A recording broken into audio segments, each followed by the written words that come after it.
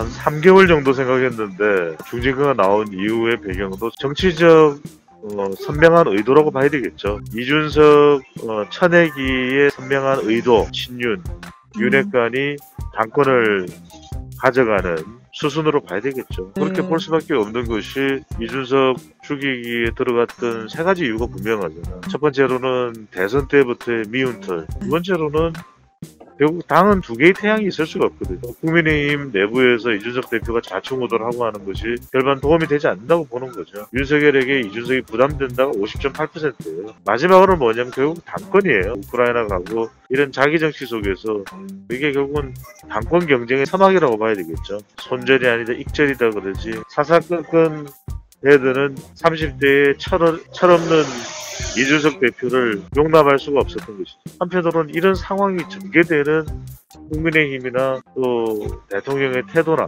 정권 초반에 집권 여당이 왜 민생을 더 신경 쓰고 해야 되는 게 분명히 있잖아요. 국민 여론은 나빠지는 것이죠. 윤석열 대통령 긍정평가가 30%대예요. 네, 부정평가는 거의 60% 육박하라고. 이준석 대표가 반년 세력을 끌어모아야 되는데 그게 쉽겠어요? 공천권이 달려있는데 세력들이 아이고 이준석이 너무 불쌍해 난 준석이 편이야. 심지어는 하태경 의원도 그럴까 싶어요. 윤심이 안 움직였잖아요. 공항까지 쪼르르 나가서 나 좀 살려주세요 석열이 형 악수까지 했는데 속마음은 그랬을 거예요.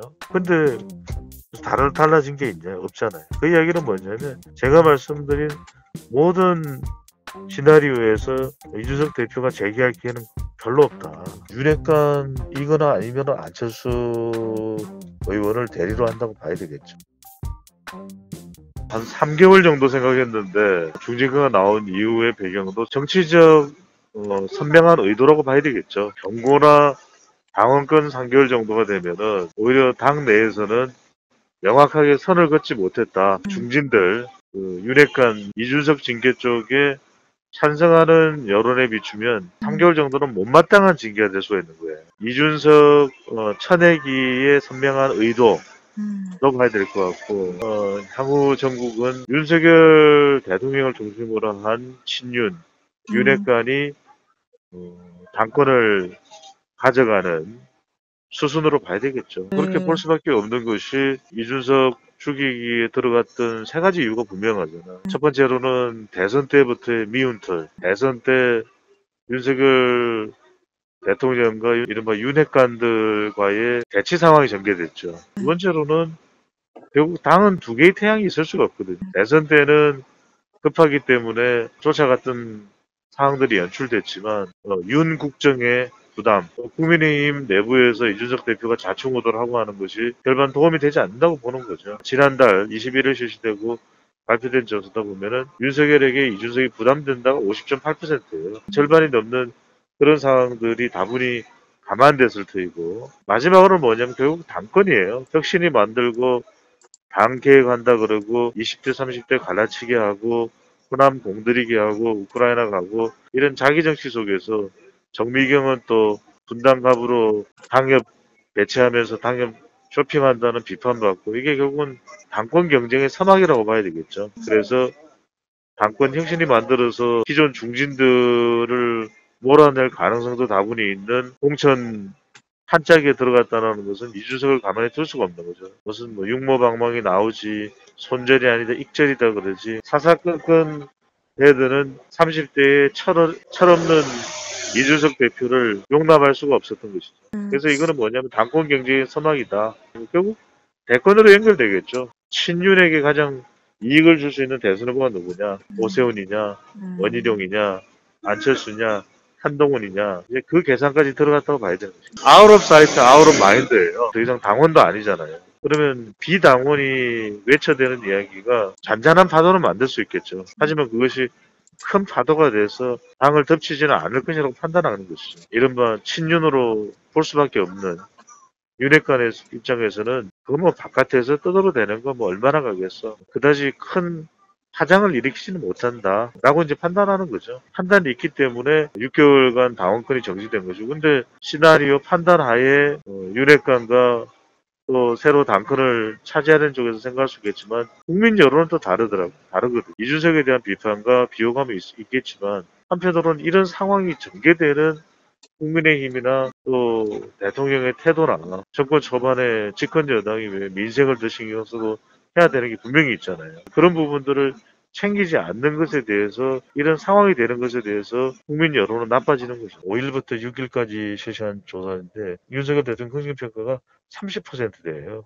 부정평가는 거의 60% 육박하라고. 이건 대통령에게 투표했던 사람들까지도 적지 않은 숫자가 이탈했다는 것이거든요. 그렇다면 이준석 대표에 대한 평가와는 다르게 이렇게 윤리위가 징계를 하게 되고 그 근거나 명분은 충분치 않은 상태에서 벌어지는 일들에 대한 국민들의 평가가 있는 것이죠. 중간지대의 MZ세대나 특히 이준석 대표의 연관지대에 있는 지지하는 정당이 없다는 무당성. 이들은 이제 이탈할 수밖에 없는 상황이 초래될 수밖에 없는 것이고 그러면 대통령 지지율도 동반 하락하게 되겠죠. 물론 이제 이후의 상황에서 대통령 지지율이 더 반등하고 올라가는 경우도 있지만 정권 초반에 여소야대 국면에서 30% 지지율이라는 것은 두 글자입니다. 위태.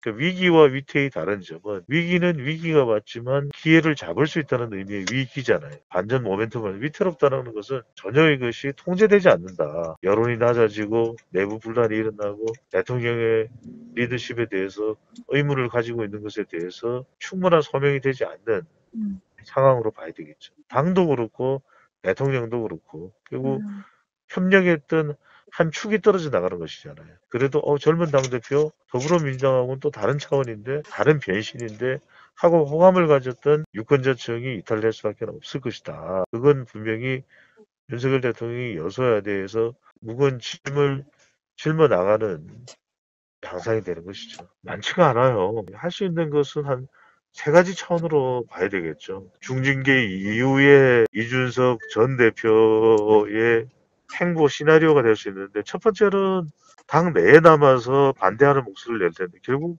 당은 새 수리 새 부대에 담기겠죠. 그런 경우에는 이준석 대표가 반윤 세력을 끌어모아야 되는데 그게 쉽겠어요?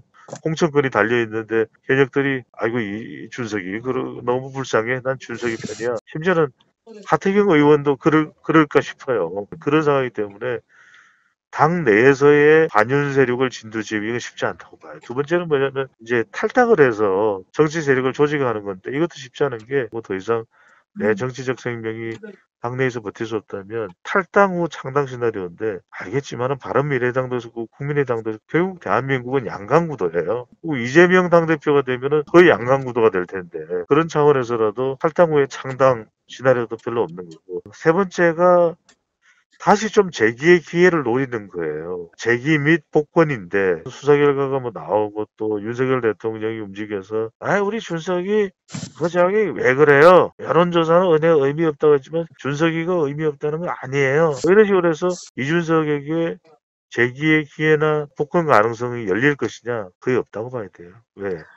중징계가 6개월 되는데 윤심이 안 움직였잖아요. 공항까지 쪼르르 나가서 나 좀 살려주세요. 서결이 형. 악수까지 했는데 속마음은 그랬을 거예요. 근데 달라진 게 있냐? 없잖아요. 그 이야기는 뭐냐면 제가 말씀드린 모든 시나리오에서 이준석 대표가 재기할 기회는 별로 없다. 참 이 부분은 안타까워요. 그래서 저도 많은 방송에서 이준석이 살아남는 법 세 가지도 썼단 말이에요. 첫 번째는 뭐냐면 방송을 좀 줄여야 돼요. 다변다사예요. 많이 많으면 많은 일들이 생기는 거예요. 이준석 대표한테 주 1회로 방송을 줄이고 당 안에서 차분하게 정무를 보고 두 번째는 중진 내 편 만들기예요. 그래도 윤핵관 반 정도는 내 사람으로 만들어야지. 그 안에 정진석이나 권영세나 이런 사람들은 또 가서 잘 또 예우를 해주면 도움을 받을 수도 있는 거거든요. 경고만 받아도 경고는 당대표는 할 수는 있잖아요. 그러니까 그렇게만 했더라면 적어도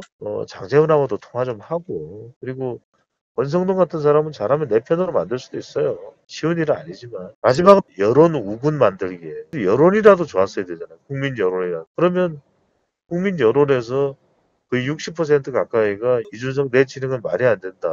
그러면은 당에서도 참 곤란해요. 방향이 오히려 그냥 덮자. 이준석이 지금 국민의힘 지지율도 끌어올리고 대선 승리에도 기여를 했고 좋은 쪽으로 생각하자. 배종찬 소장이 이렇게 이야기할 때도 그 사람은 흠잡을 데가 없다 이런 이야기가 나와야 되잖아요. 역시 30대 정치력의 한계라고 봐야 되겠죠. 표 후보는 윤핵관이거나 아니면 안철수 의원을 대리로 한다고 봐야 되겠죠. 여론의 상태를 좀 볼 거예요. 그러니까 장제원 의원 쪽은 제가 추정하건데 뭐 마음을 알 수가 없으니까. 근데 장제원 의원 쪽에서는 안철수 의원을 대리로 해서 지난번에 대선에서 단일화할 때도 장제원 의원이 주도적 역할을 했잖아요. 그리고 장제원 의원도 부산이고 안철수 의원도 출신이 부산이에요. 그럼 또 그런 교감이 있을 거예요. 안철수 의원을 중간으로 하는 것이 뭐 공천이나 이런 거를 또 안철수 의원이 전행하지는 못할 테니까 대선 가야 되는 걸 생각한다면 결국